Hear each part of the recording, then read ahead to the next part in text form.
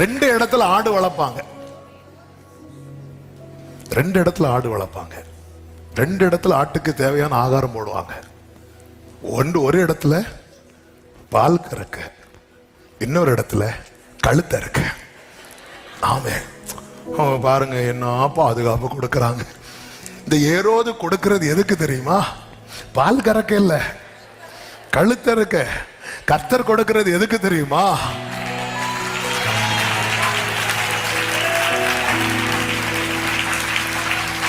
ஆமே, ஹல்லேலூயா.